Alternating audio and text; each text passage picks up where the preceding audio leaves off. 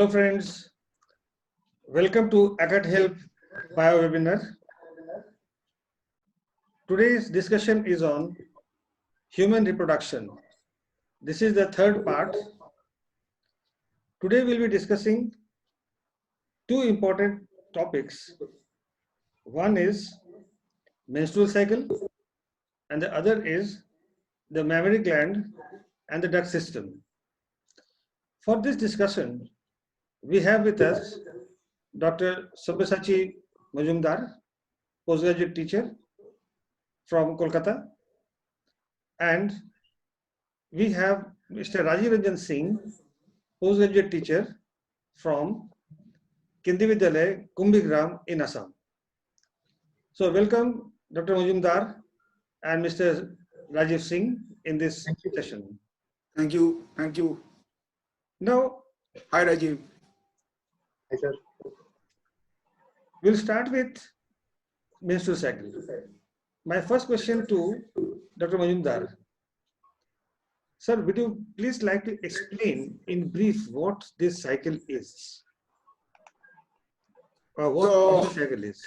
So, Dr. Saha, very good afternoon, and this is a very important and a very pertinent topic, and there are lots of taboos, misconception, and hush up things in this particular topic, while even the teachers very often are not very comfortable to deal with these topics. So it needs a little bit elaboration, and also based on this particular menstruation, there are a lot of social rituals, religious do's and don'ts, and also these are actually a menace for the female in these particular aspects.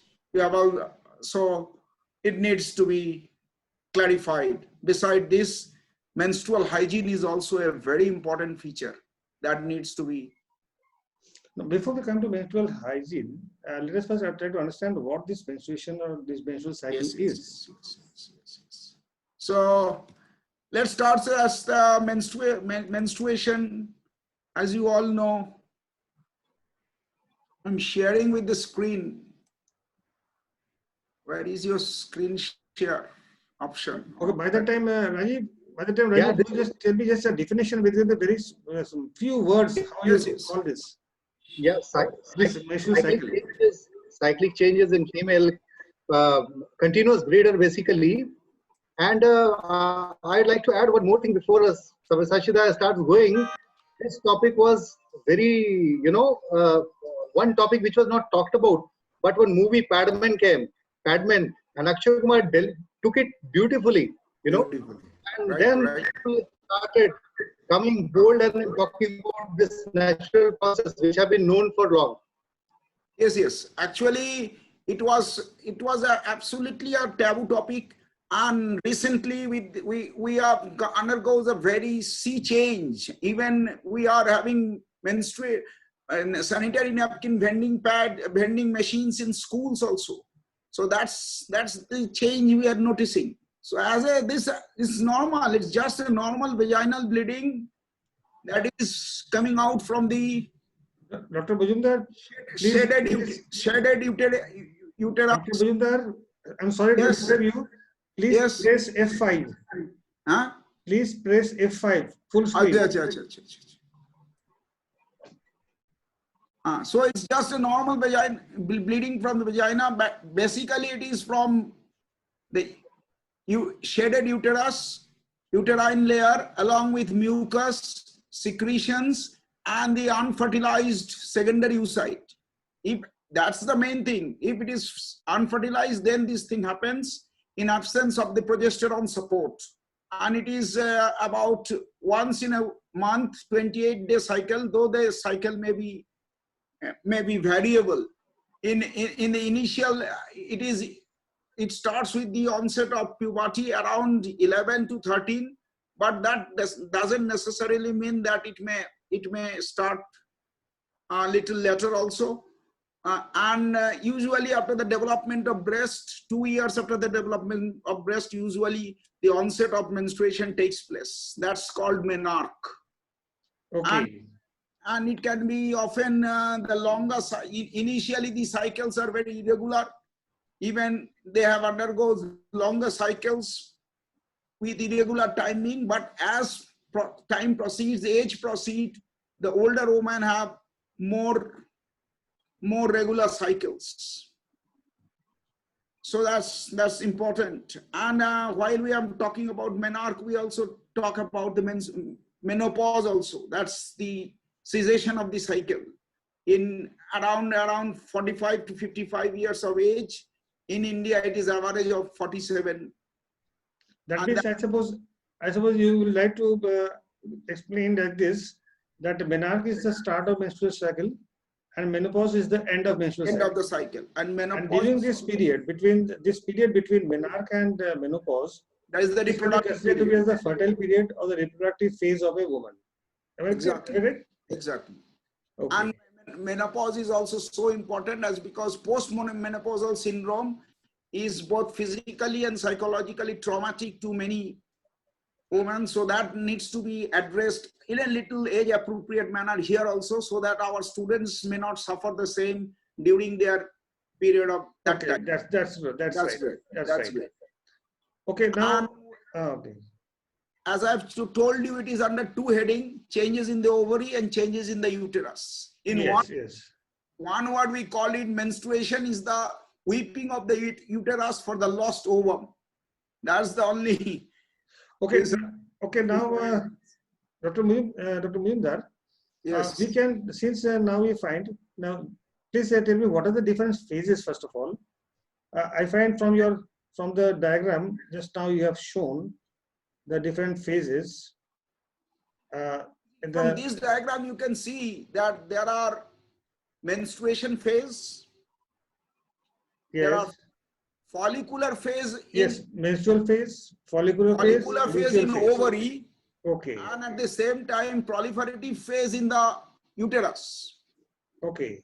Followed by the ovulation at around 14 days, ovulatory phase.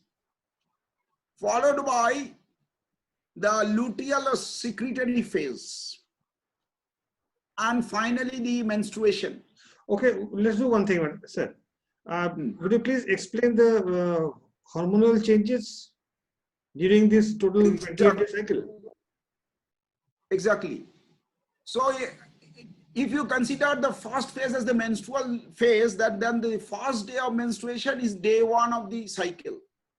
And under influence of follicle stimulating hormone, primordial follicles converted into primary follicles.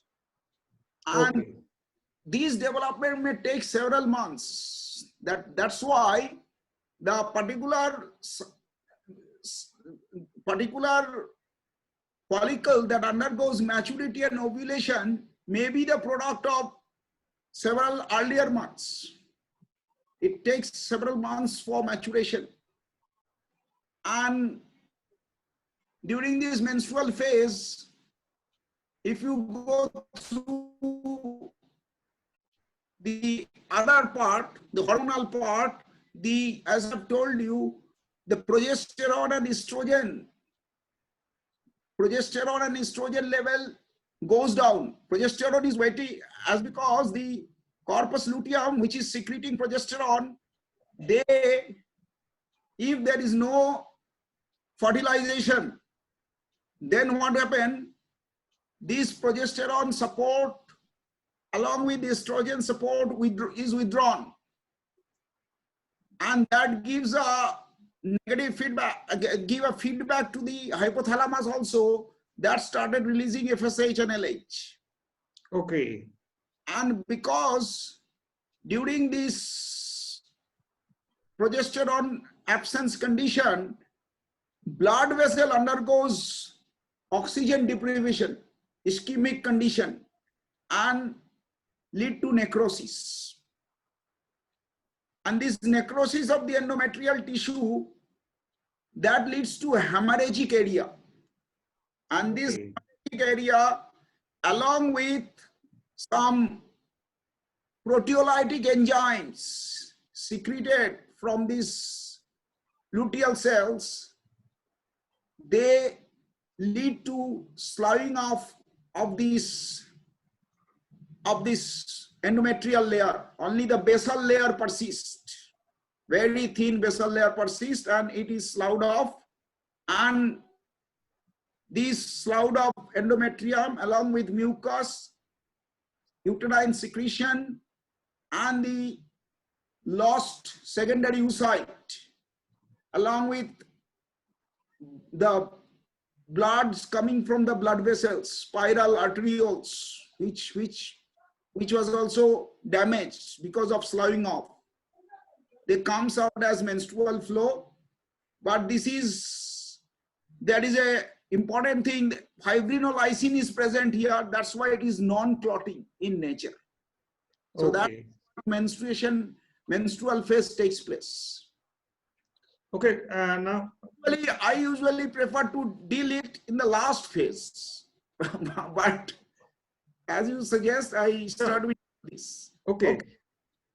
Now I'd like to ask Rajiv also to explain some part which he had discussed earlier regarding this ovarian development. Since we had discussed in the earlier discussion. Yes. Regarding oogenesis, if you recall, in one of our definitely, discussions. because oogenesis. I'd like you to come upon here to discuss the ovarian events during this 28-day cycle, and then again we'll come back to Dr. Majumdar with the uterine changes. Dr. Majumdar, after him we'll come back to you again with the uterine changes. Okay. So Rajiv, in short, please discuss this part. Definitely. See, as Mahindra told about the developing follicles. I'll 1 second. I'll just come back to. If you can come to the previous slide. Okay, fine. Enough. Here is the slide, and here is the events. Okay.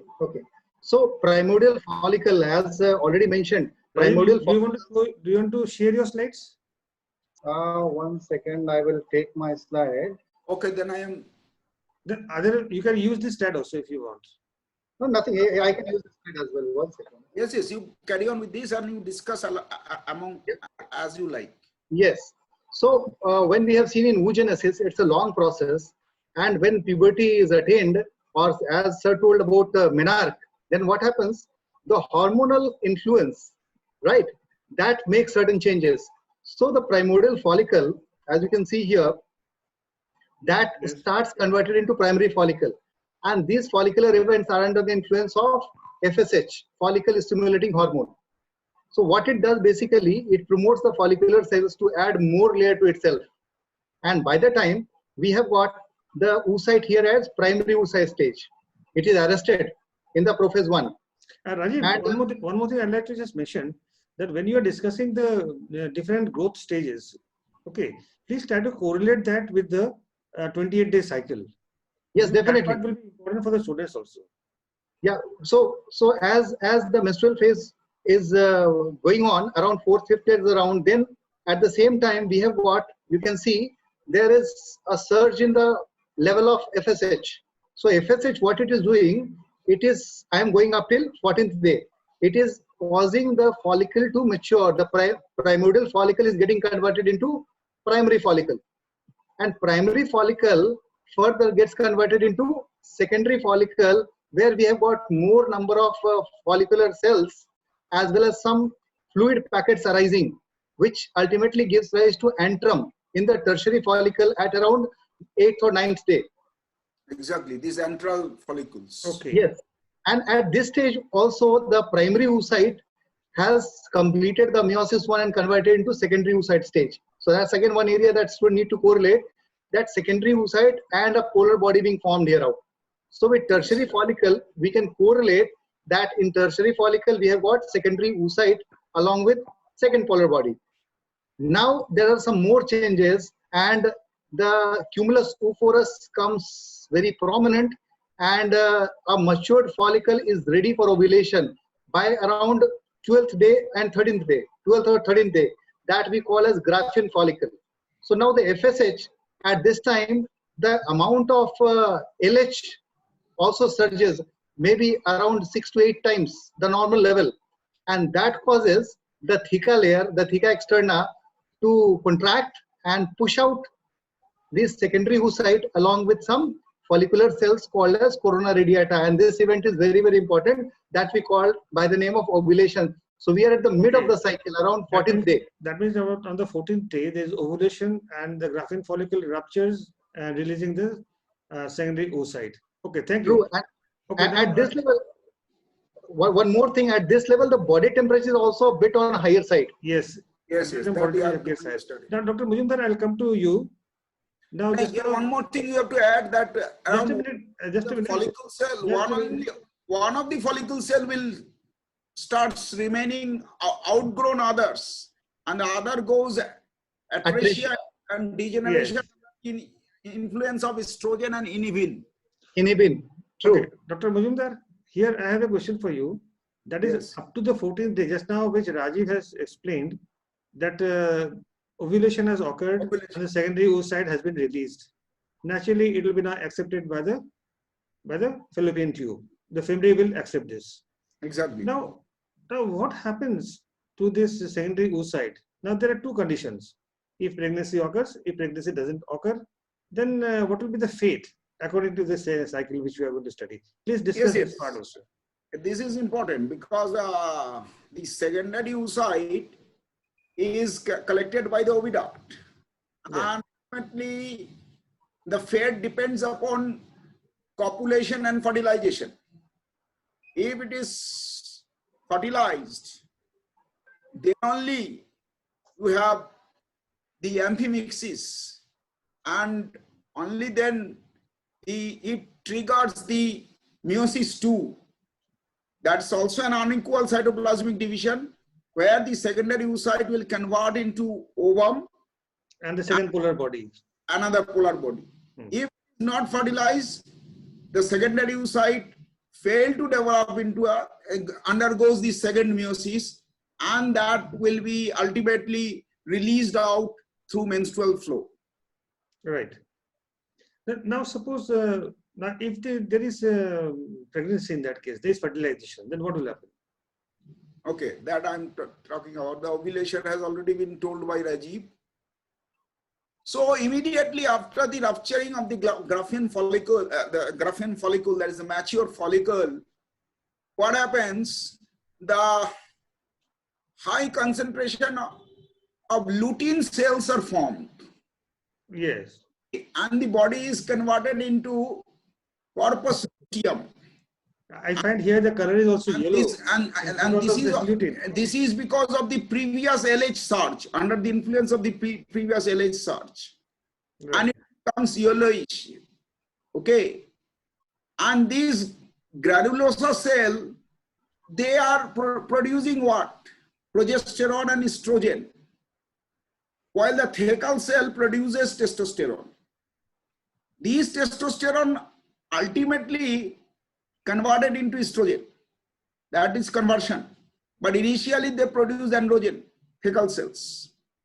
And corpus luteum started developing, secreting large amount of progesterone to prepare the uterus for in anticipation of fertilization and implantation. Right. To carry out the gestation period safely. That's why we often call it as the pregnancy hormone. Yes. Okay. Right. But if there is no fertilization, then what will happen? But in this time, as these rise is also followed up by decrease in LH level, and that's inhibin and estrogen put that. At lowest LH,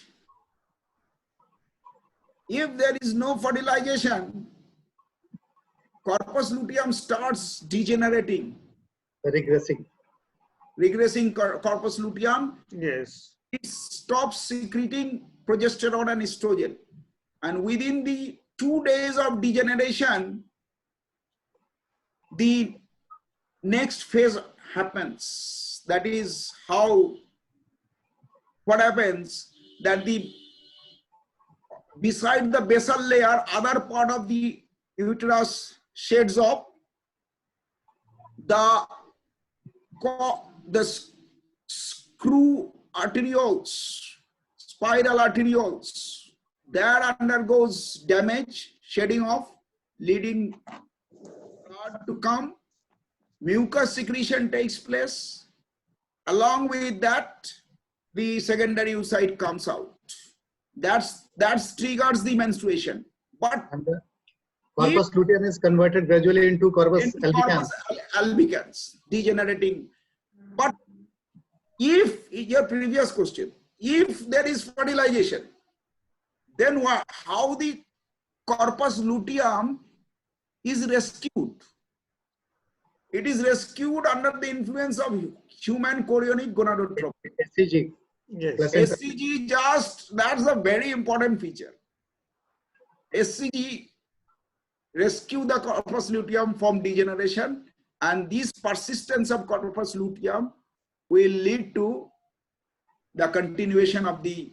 Because the body will be requiring progesterone for a prolonged period. And Yes, that yellow body of pregnancy, always sometimes refers to as yellow body of pregnancy. Yes. And this is called luteal phase because of this lutein cells, corpus luteum. Right. And this is also known as the secretory phase because the secretion of this progesterone and other uterine gland is highest during this period. Okay. Now, one more area which I think we can discuss, that is how the thickness of the endometrial wall. And endometrial wall goes up to around 6 mm to 9 mm thickness. No, can you please explain how the thickness differs within these 28 days, during the different phases? Say, for example, during the menstrual phase, it is very thin. And it starts increasing. You see this? Yeah, this is the diagram which I was talking of. Yes. How you will see the thickness of the uterine walls. There are two things. One is development of the uterine glands. Initially, they are straight glands. Gradually, they coil. And number two, the development of arterioles, vascularization. Yes. And that vascularization also becomes spiral vascularization at the end period, when the uterine endometrium is highly thick in the highest form. Yes. Anything Rajiv to add? Okay, Rajiv Singh, Mr. Rajiv, do you have anything to add here? No, basically what one can take from here, that there is a perfect synchronization between the pituitary hormone and ovarian hormone, right? Exactly. And as the fertilization takes place, then the role of placenta also comes very, very handy, endocrine role.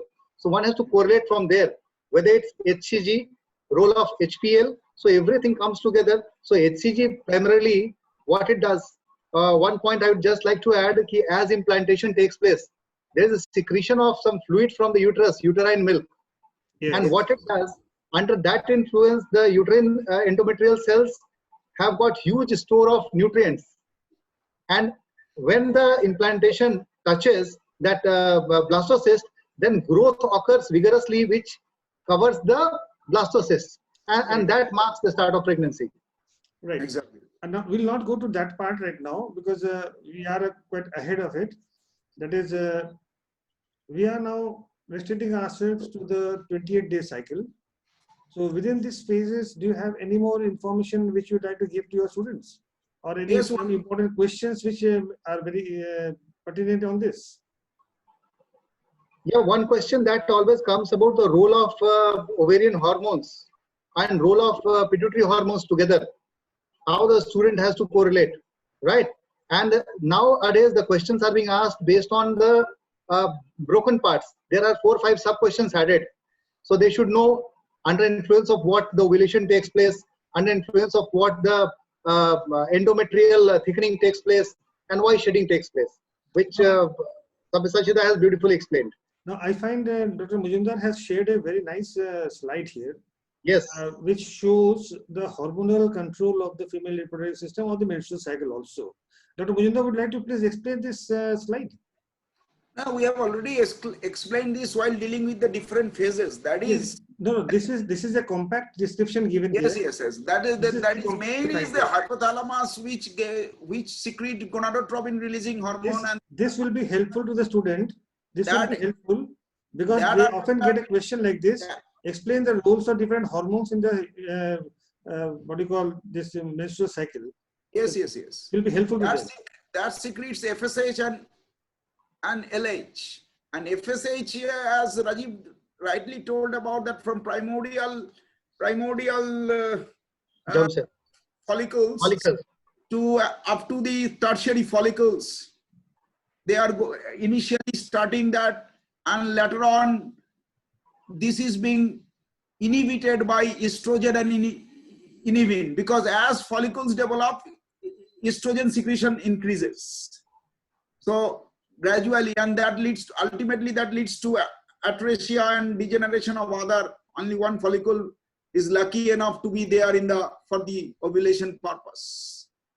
And also during ovulation, the LH surge is maximum, and after ovulation, the LH starts decreasing, and luteum cells starts secreting. Here you see progesterone and estrogen, also some amount of inhibin. That's why in our book also you will find that there is a bimodal peak of estrogen in the bimodal peak of estrogen.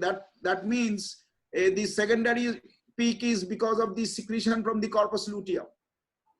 And when the corpus luteum, when the LH level regresses to a minimum, then it triggers on the cessation of hormones of progesterone and estrogen, unless and until there is a fertilization. That Rajiv also told that then only HCG will come as a rescuer to continue the cycle. And these influence goes on like this. So most important is follicle stimulating hormone, luteinizing hormone. This is during right from menstruation day to up to ovulation. After that, in the luteal phase, the important thing is estrogen and progesterone, though estrogen has a very important role also during the follicular phase also. Okay. So do the inhibitory work right in time. And beside this, the HCG also plays a very important role. LH also plays a very important role in conversion of the into lutein cells.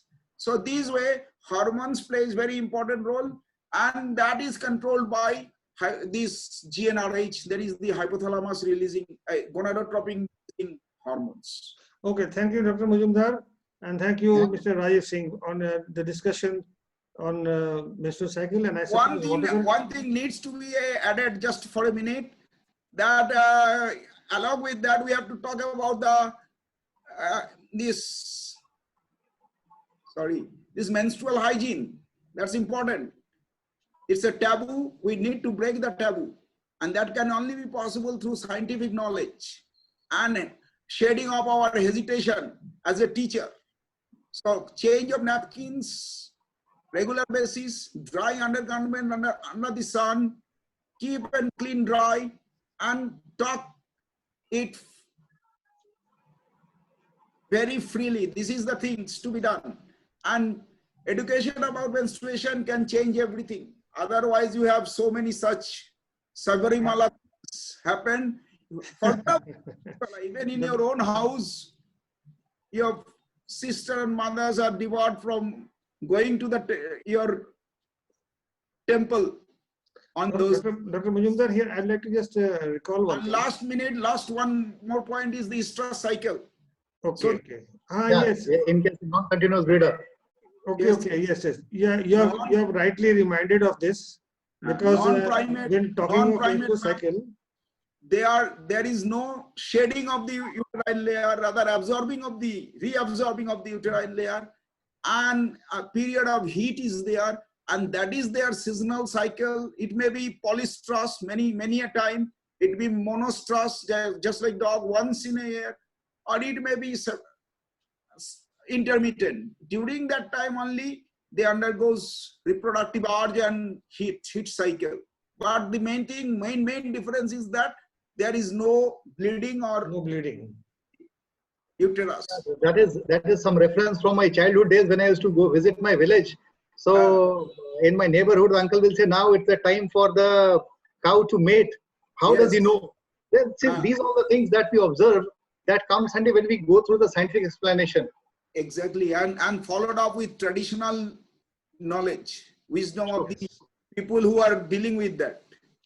They knows the things, but this, if we can intermingle it with the science, then that's the success. Dr. Majumdar, here I'd just like to add one thing.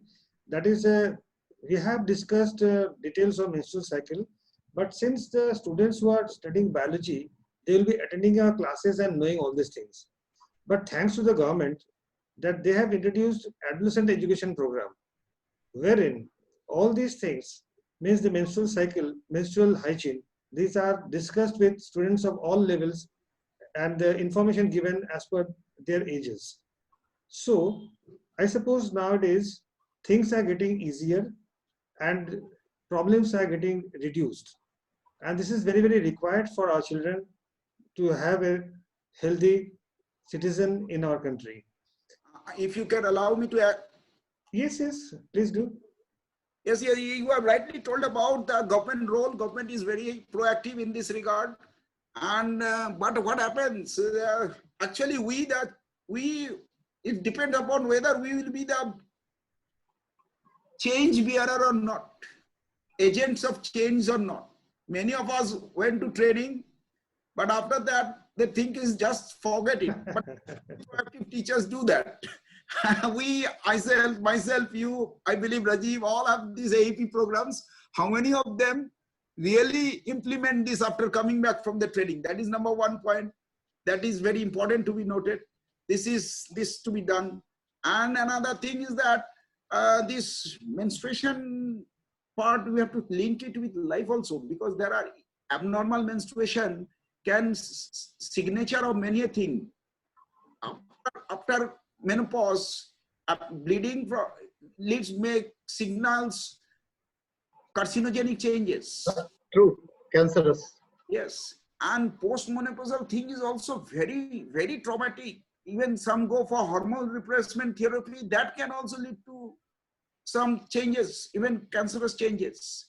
And also hormone disrupting substances used by the females, say nail polish, say other perfumes and other shampoos, they are also playing very vital role in this. So this must be discussed in the class in a little, so that they are alert. And last but not the least, even I've heard of that, even these cramps and difficult menstruation often is related to high prolactin level, which may often be related to pituitary microadenoma. So these things need to be give a little amount to them, so that in their cases they may not suffer from this, but they can go to the doctor for advice. Okay, thank you. Then only the whole thing can come, only otherwise it will remain as a bookish thing. And also we need to improve the washroom condition of our schools, which is very important also. This is lacking, and that is also a major problem. And also our students also need to know menstrual hygiene, in that term that many of them are dumping those in the pants, that causes clogging of other things. That needs to be talked about. That's a part which the students are now being trained, and yes. proper use of washrooms and all directions directly. Yes. This is a big problem in all the schools. Are changing. Now things are changing. Okay, now Dr. Majumdar, I'd like to stop here with this discussion on menstrual cycle, because we have one more discussion to make. Sure. And that is on since we are discussing with the female reproduction part, one more important part which remains is the structure of the breast and the mammary gland and the duct system. this duct system is very important because students actually are confused with the series of ducts. And so I'd like to request Rajiv. Rajiv, can you please give a description? Not very descriptive, but just in brief. I'll just make it very crisp. Why? Because it's very simple to understand. Right. And basically, when we talk about mammary gland, that is not the one organ which is involved in reproductive activity. Yes. But since we know we are viviparous and the child newborn has to be brought up, and nothing comes better than the mother's milk. Right. So that is for survival only. That's what is very, very important. I'll just share. So mammary glands are present in the thoracic. It is thoracic extremity where it is two prominences are being found. And basically, when we are dealing with the hormonal role of placenta, there I have already described that HPL, when that is released, what happens? It is a mild growth hormone that stimulates the growth of the breast cells. So here we can find that each breast contains some 15 to 20 mammary lobes, and these lobes secrete actually milk, right? And there is a duct system. Let me come to the next slide.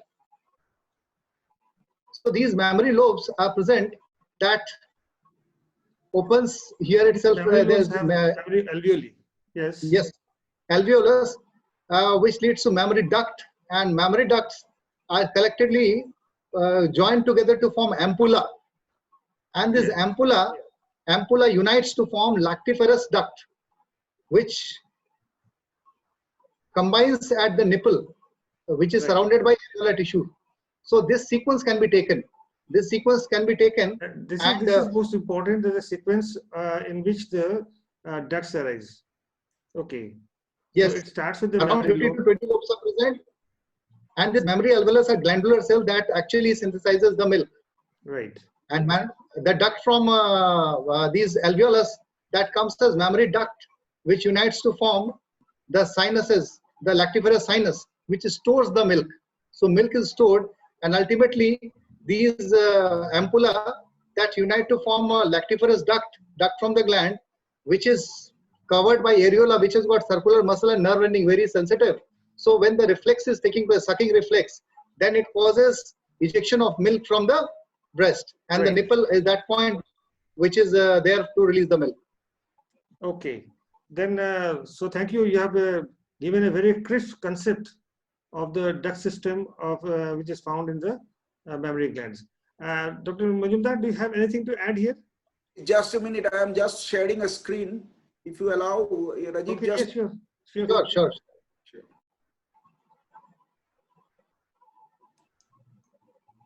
Self-examination. Yes. Self-breast examination, True. that needs to be given a priority, I believe. That is because otherwise you cannot. Oh my God.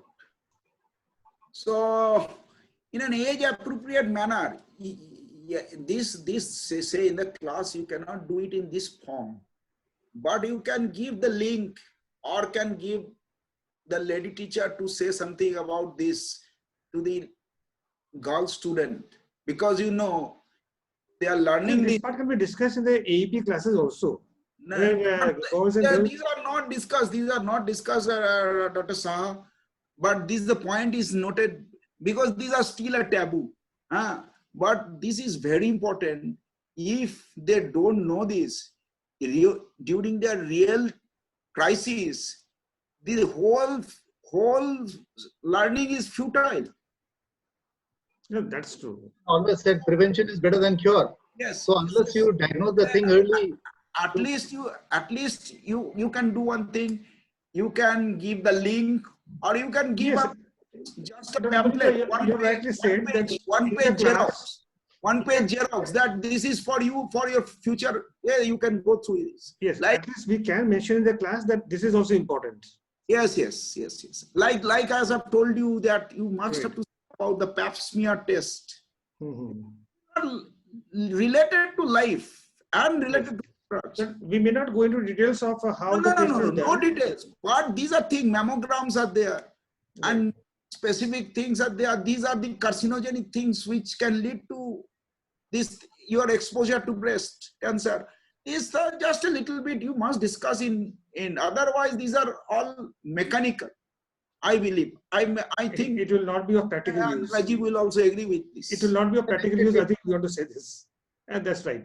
So I think we have discussed all the various areas which a student of class 11, 12, means senior secondary students, they are supposed to know, learn, and be able to write and discuss, especially on this specific area of reproductive system. That is, today we have discussed on the mammary gland and the duct system, and also menstrual cycle. So we have discussed at length these two topics.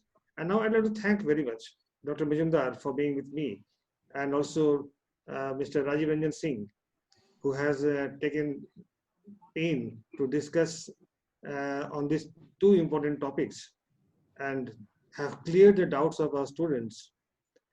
And this is what we actually intend to do in this bio webinar. We'll call you people like you who will explain the materials, will explain the subject in a very lucid manner, in very simple language, so that every child understands. Our objective is student learn better. Let them understand, let not cram or memorize. So our intention is learn biology by understanding and not by rote learning. Thank you very much for being with me. Let us come out of the policy to the practice. You know, we call science, technology, and society. So let us make it in STS format. Exactly. Right, exactly. Okay, sir. Thank you very much for being with me.